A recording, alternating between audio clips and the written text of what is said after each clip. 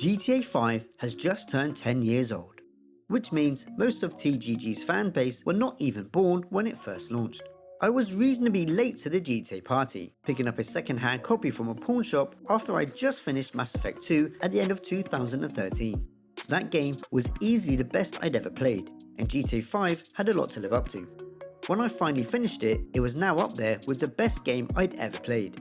Then came GTA Online. GTA Online was utter shit. There were minimal activities to do, and the best way to make money back then was to repeatedly play the same contact mission over and over again for about $24,000. The only thing that kept me coming back to play it was the announcement that Heist were on their way. About 6 months later, the Heist DLC dropped and ended up crashing many of the servers for a few days as the influx of players couldn't be handled by Rockstar back then. So fast forward 10 years, and GTA Online is easily the greatest open world franchise to ever exist.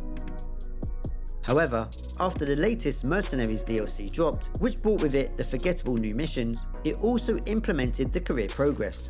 This was an interesting addition to the game, which kept many older players having something to grind and to keep them interested. But now, personally, after only having a few things in career left to do, I'm left burnt out and with no real passion to keep playing. Which brings me to the question, what now for GTA? There is easily one type of activity that keeps the players coming back again and again, and those are the heists.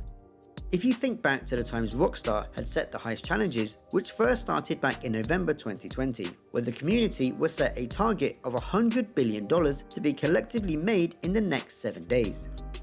This total was destroyed, and we all got some prizes for it. The live player base grew massively and broke online records for that period.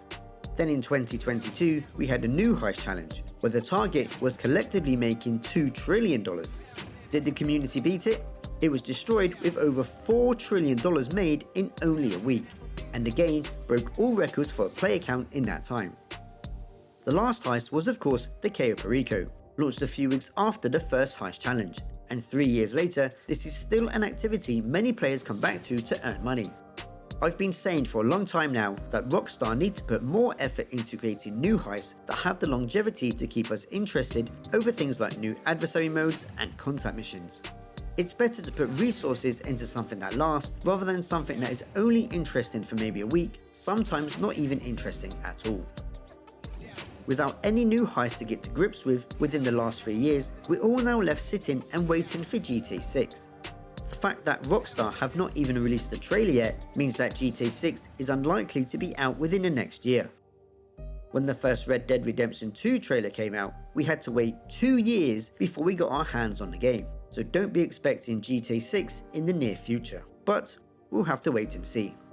Unless we see a new heist by the end of 2023, the game will surely completely dry up and die, and it will be a sad end for the greatest ever open world universe the gaming industry has ever seen that has lasted over a decade.